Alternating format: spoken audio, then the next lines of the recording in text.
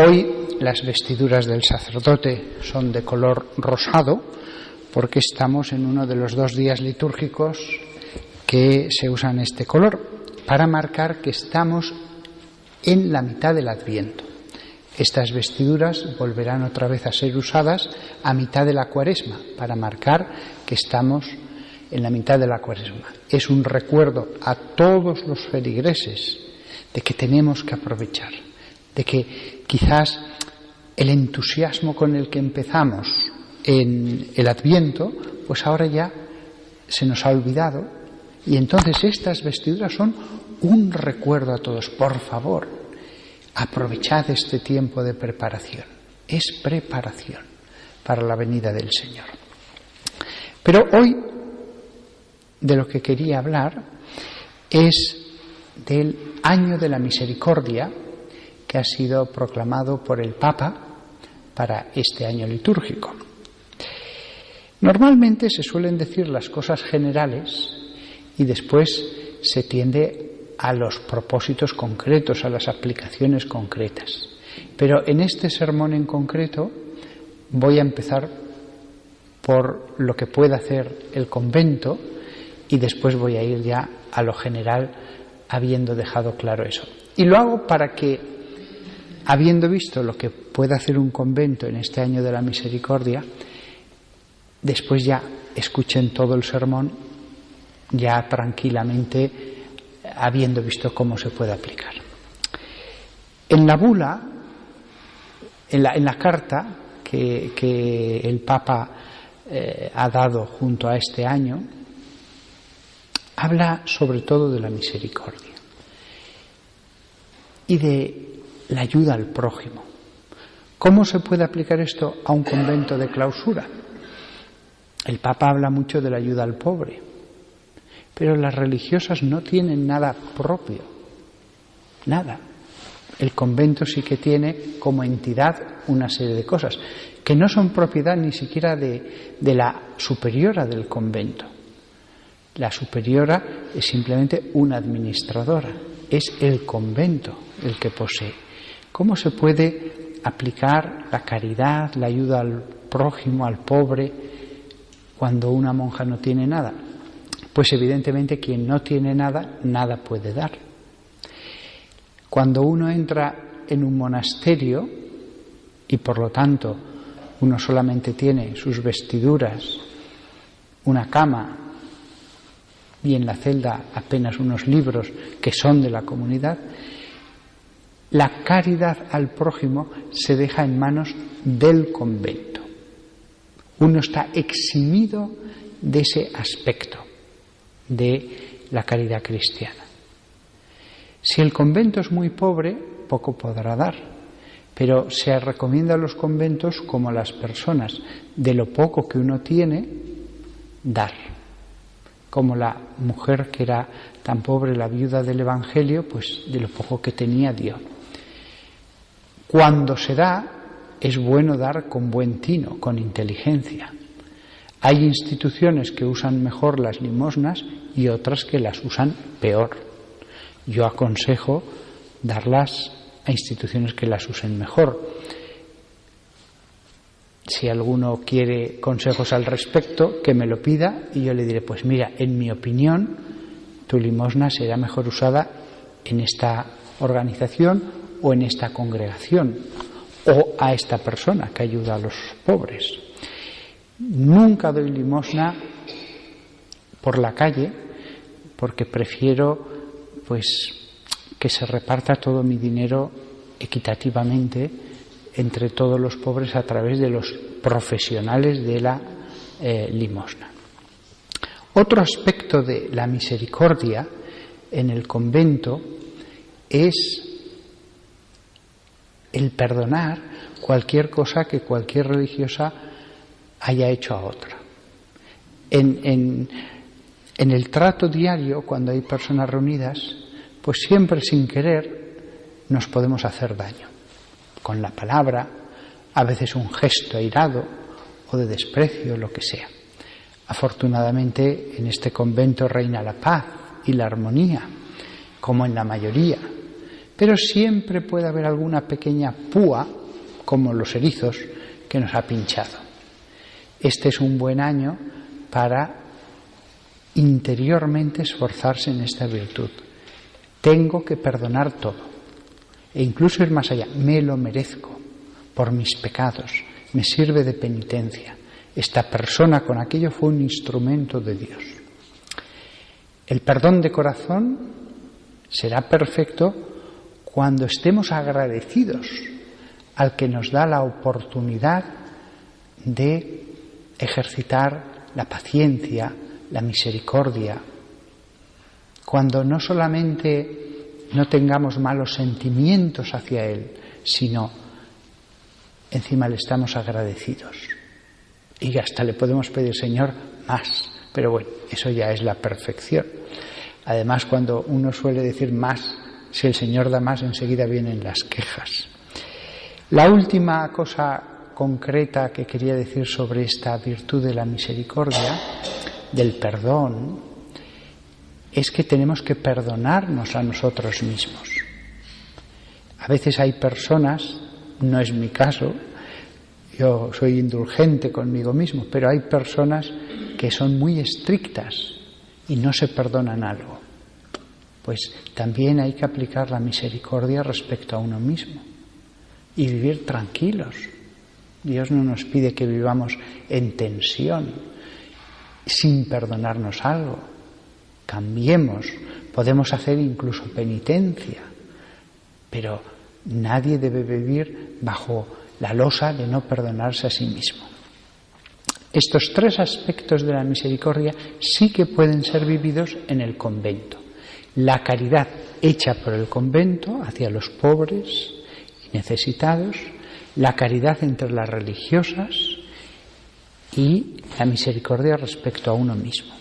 Y dicho lo cual, pasemos a unas cuantas páginas de esta carta del Papa para este año de la misericordia. La carta comienza con una frase preciosa, digna de ser meditada. Es del Papa Francisco, no es de la Escritura. Jesucristo es el rostro de la misericordia del Padre. Antes hablábamos de la misericordia, en general, en abstracto. El Papa nos dice, Jesucristo, el rostro suyo, su cara, de pronto es el rostro de la misericordia del Padre. Ese Dios invisible que no tiene cara, ese Dios al que no vemos. Vemos la naturaleza, vemos la magnificencia del universo en una noche estrellada, pero la misericordia, ¿dónde se ve? Pues Jesucristo es por fin, desde que apareció, el rostro. Mientras estaba vivo y lo veían, y muchos siglos después veían una imagen de Cristo, una pintura, una escultura, aunque fuera distinta, deformada de la realidad, pero pensaban en Jesús y sabían, Él es la misericordia. Es como si se materializara. Después dice el Papa esta siguiente frase, en el mismo comienzo, en el primer párrafo. El misterio de la fe cristiana parece encontrar su síntesis en esta palabra. La fe cristiana se sintetiza en esta palabra, la misericordia. Dice, parece, tampoco lo afirma rotundamente. Si habláramos con los teólogos sería una cuestión de discusión. Parece, la misericordia como síntesis. Al final, ¿en qué se resume todo el Evangelio, todo el mensaje de Cristo, todo lo que intenta la Iglesia decir?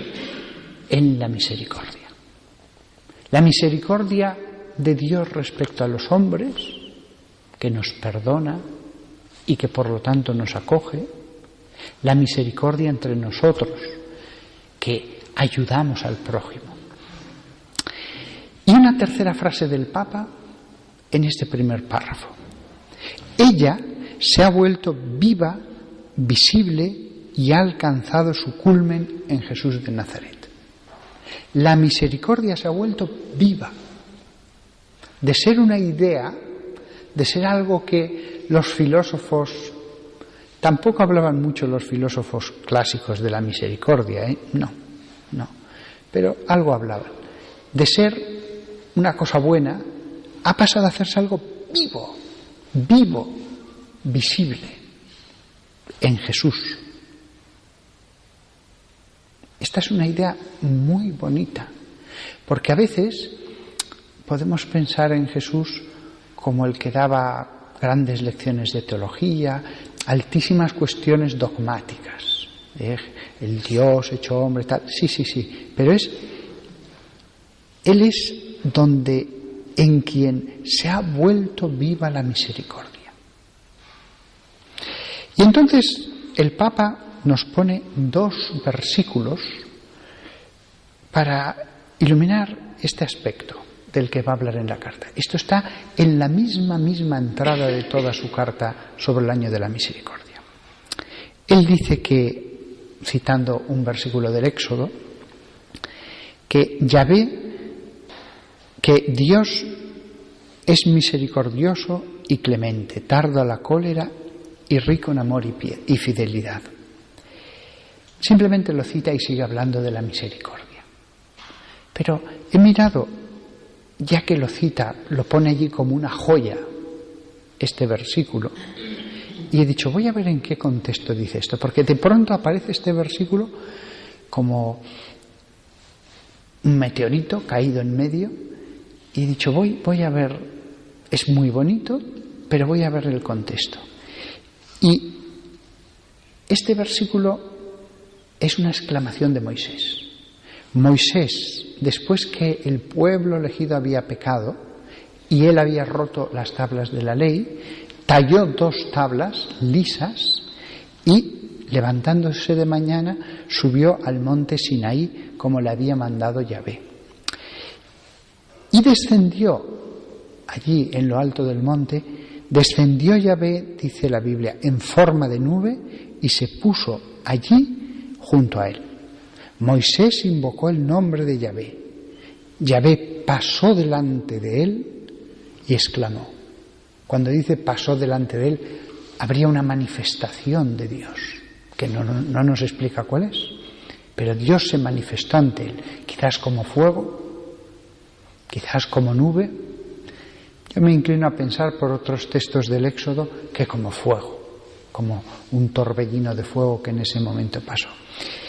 Y entonces, al ver aquello impresionante, la grandeza de Dios debió ser algo muy grande, como un torbellino gigantesco, me imagino.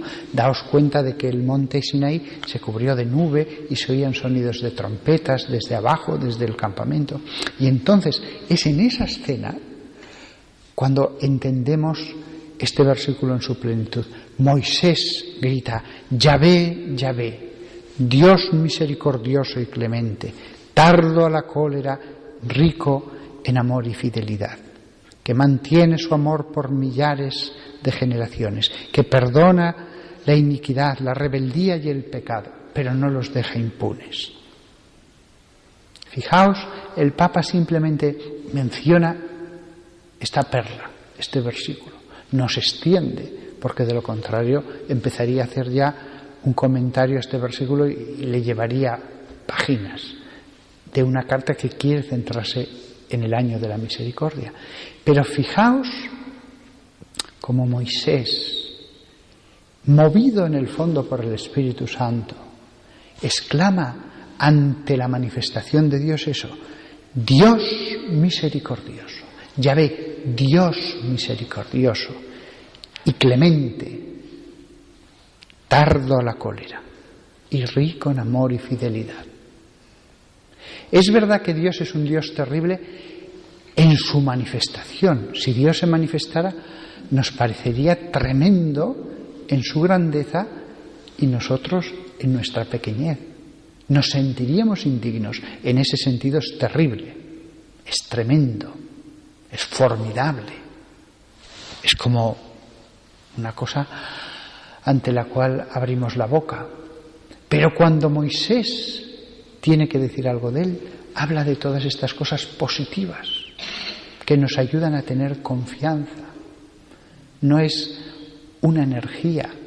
Ahora la nueva era cree tanto en las energías y a veces hablan de Dios como si fuera una energía, algo impersonal, el universo. No, Yahvé es un ser personal que nos escucha, que nos mira, que nos atiende, pero que es bueno.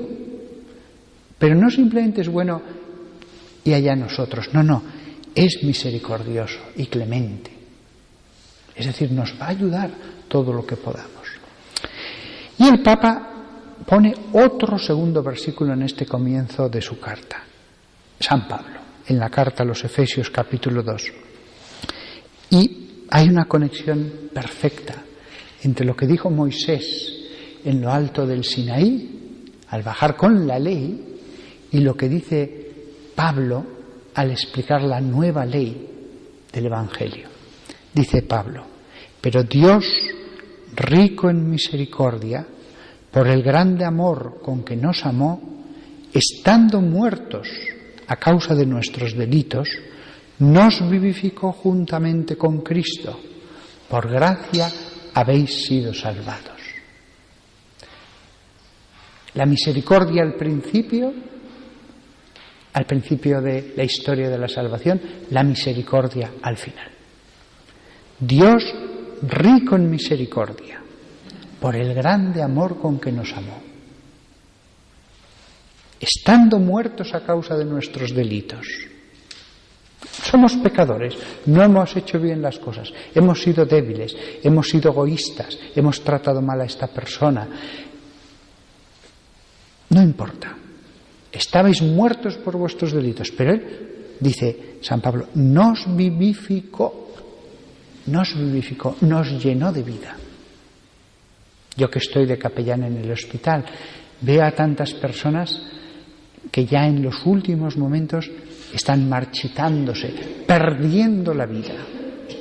Y uno dice, cuando ve a un niño lleno de vida, o a un joven de 18 años, fuerte, robusto, sano, está fuerte realmente, dinámico, lleno de ganas de cosas de hacer, y la salud le acompaña.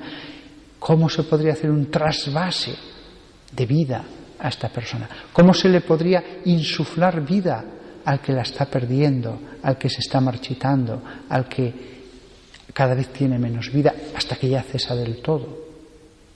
Pues bien, no lo podemos hacer en los hospitales humanos, pero el alma sí. Hay almas muertas y hay almas que son vivificadas por ese Dios rico en misericordia, sin importar lo que uno haya hecho. Si grande es el pecado, más grande es la misericordia. Él nos vivifica juntamente con Cristo, por gracia, como don, como regalo. Gratia, y en griego es lo mismo, significa don, regalo. Por regalo habéis sido salvados. Así que acabo este sermón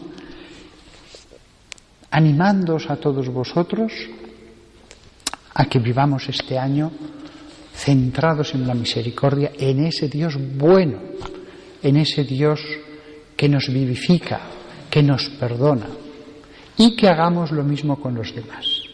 Si todos tenemos alguno que no nos cae bien, este año tenemos que consolidar el perdón. Este año tenemos una y otra vez que decir, Señor, le perdono, le perdono, le perdono.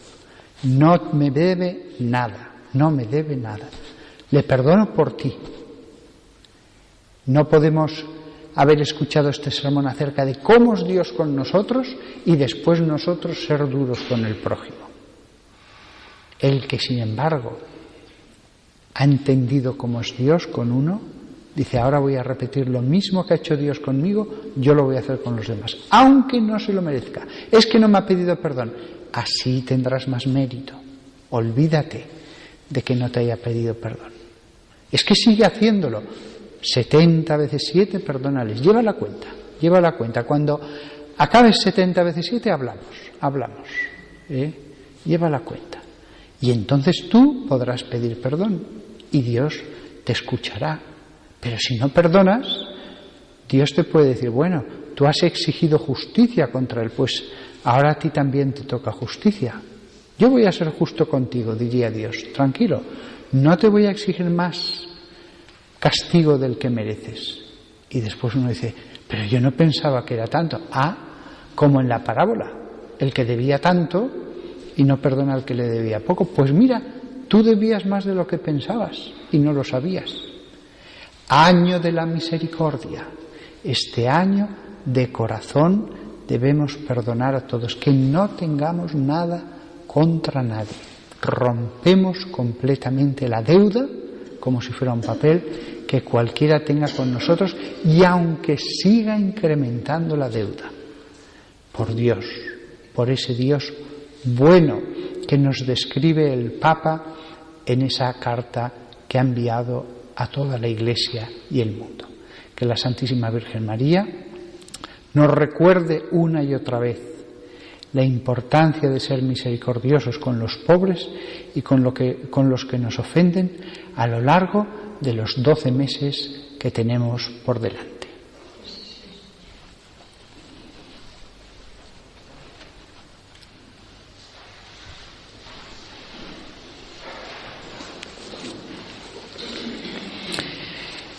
Creo en Dios Padre Todopoderoso, Creador del cielo y de la tierra. Creo en Jesucristo, su único Hijo, nuestro Señor, que fue concebido por obra y gracia del Espíritu Santo. Nació de Santa María Virgen, padeció bajo el poder de Poncio Pilato, fue crucificado, muerto y sepultado, descendió a los infiernos. Al tercer día resucitó de entre los muertos, subió a los cielos y está sentado a la derecha de Dios Padre Todopoderoso. Desde allí ha de venir a juzgar a vivos y muertos.